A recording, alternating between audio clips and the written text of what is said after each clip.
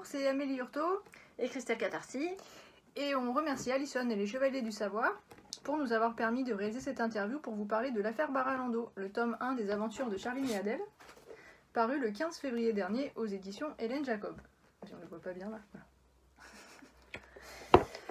Alors, la première question qu'Alison nous a posée, c'était de nous présenter et de présenter nos œuvres. Alors bon, moi je m'appelle Christelle, je suis enseignante et j'ai 42 ans. Et ma première œuvre éditée, c'est l'affaire Barralando, écrite avec Charlie, avec Amélie. Je suis trop obnubilée par ce Charline, personnage. c'est son personnage. Je n'en peux plus. Voilà. Et puis voilà, c'est bien déjà. Voilà. Donc, et toi, Amélie? Moi, c'est Amélie, j'ai 40 ans. C'est mon premier ouvrage, mon premier roman publié aussi avec Christelle.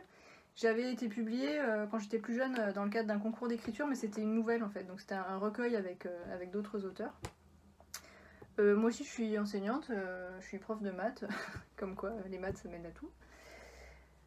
Voilà, donc l'affaire Barralando, donc on a dit c'est le tome 1, on vient de finir la suite, donc le tome 2, qui devrait paraître, on l'espère, au tout début de l'année 2022.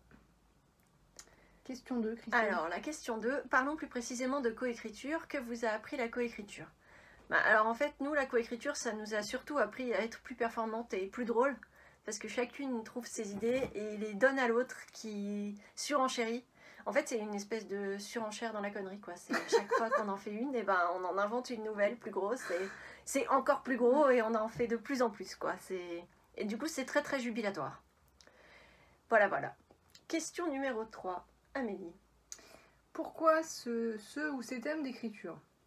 Alors, bon, il faut dire que on a failli, Christelle et moi, être détectives dans la vraie vie, enfin presque failli, parce qu'on a fait toutes les deux différents boulots.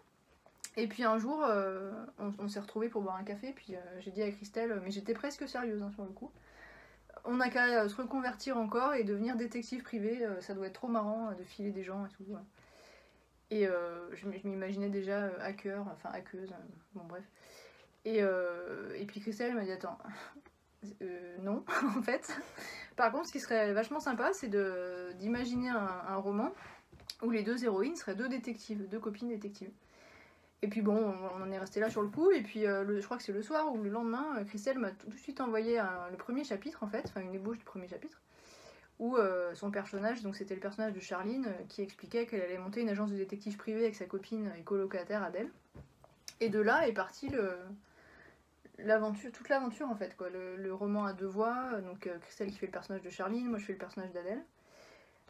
Et puis voilà, donc c'est parti en fait d'un délire qui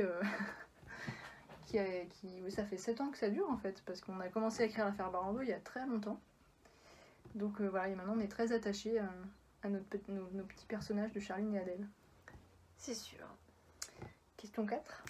Comment s'organise cette activité de co-autrice? Alors nous, on travaille beaucoup avec un document partagé sur Google Doc, qui nous permet en fait d'écrire chacune nos parties, puisque comme l'a dit Amélie, on écrit nos personnages.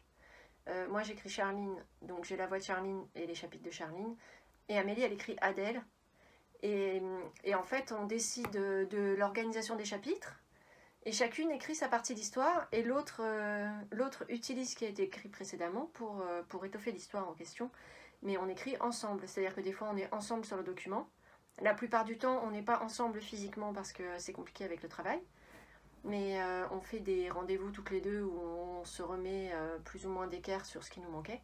Mais en gros... Mais on s'envoie des milliards de textos. Ouais, en gros, l'activité de co-autrice, c'est vraiment... on travaille toutes les deux séparément quand on a le temps. Et on se ménage des plages horaires de travail collectif à deux, qui sont en fréquence, je dirais, 1 à 2 fois par mois. Et puis, voilà. Oui, un truc quand même important, si je peux rajouter, c'est sur les dialogues, parce que forcément, dans les parties de l'une et de l'autre, il y a des dialogues où il y a les deux personnages qui parlent, et ça, c'est vraiment quelque chose qu'à chaque fois, on écrit ensemble, en fait. C'est-à-dire que, mettons, si Christelle écrit son chapitre de Charline, elle fait son dialogue comme elle l'a prévu, en faisant parler Charline et Adèle, et moi, je repasse derrière, en disant, non, Adèle, elle l'aurait pas dit comme ça, et je l'écris autrement, et vice-versa dans mon chapitre, quand c'est les dialogues de Charline. Et je pense que c'est pour ça, on a beaucoup de lecteurs qui nous ont dit que nos dialogues étaient super réalistes. Donc je pense que voilà, c'est peut-être aussi pour ça. Et oui, parce qu'en fait, du coup, l'objectif, c'est vraiment que ça ressemble à la vraie vie, quoi. Donc voilà. Merci beaucoup. Merci. Donc c'est l'affaire Baralando, paru aux éditions Hélène Jacob.